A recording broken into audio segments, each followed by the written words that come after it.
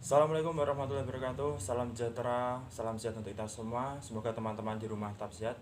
Pada kesempatan yang baik ini, saya akan berikan sebuah tutorial tentang pembuatan tauge yang bisa kita lakukan di rumah. Ini sebagai solusi kita dalam kondisi pandemi COVID-19.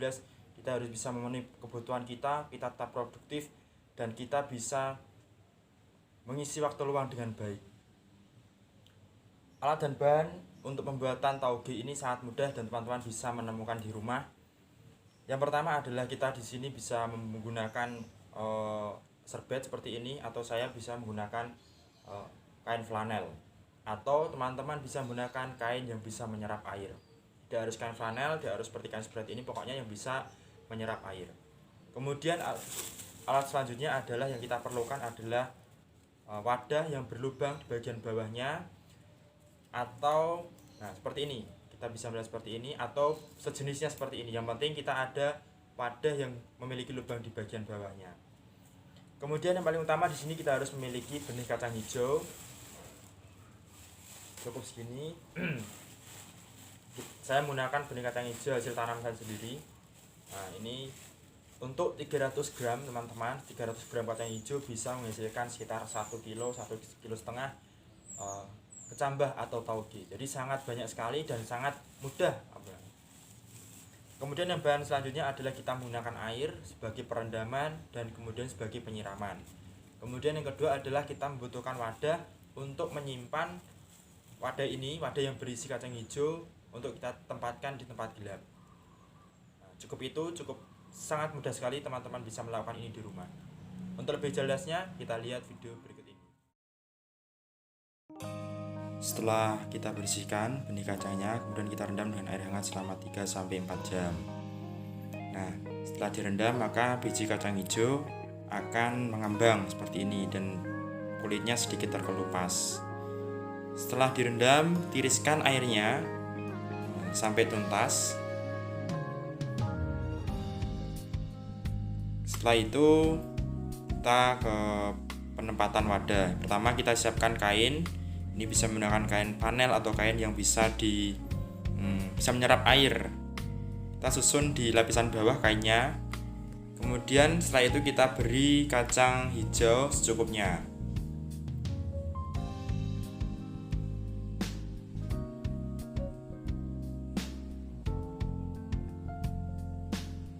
Kain yang digunakan yang penting bisa menyerap air ya teman-teman.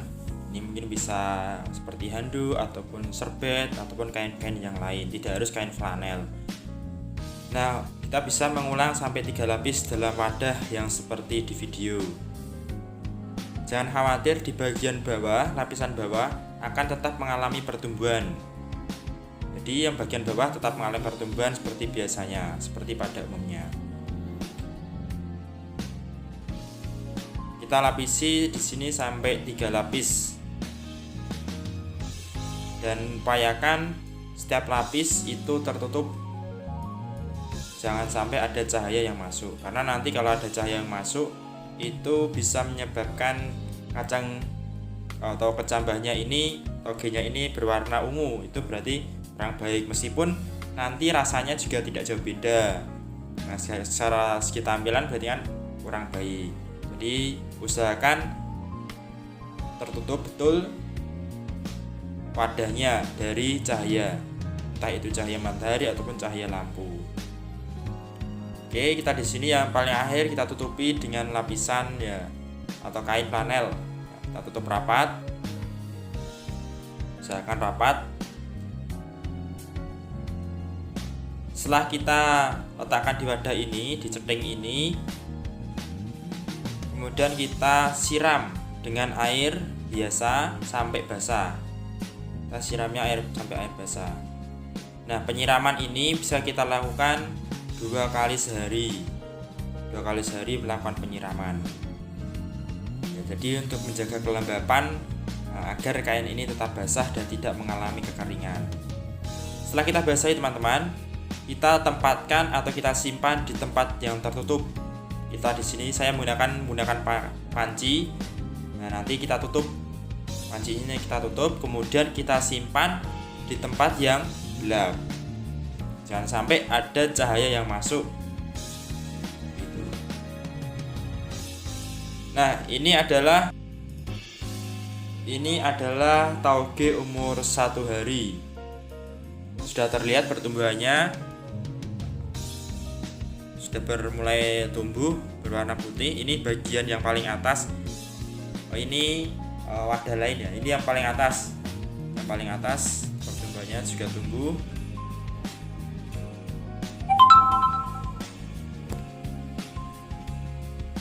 Yang paling bawah nomor 2, lapisan 2 juga sama, sudah mulai tumbuh.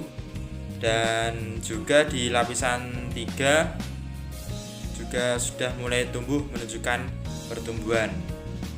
Nah, kita tunggu beberapa hari ke depan untuk bisa kita panen.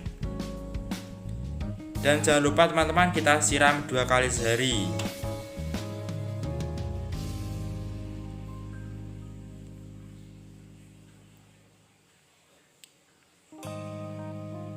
Oke, saya menaruh di bawah tempat tidur karena memang kondisinya sangat gelap.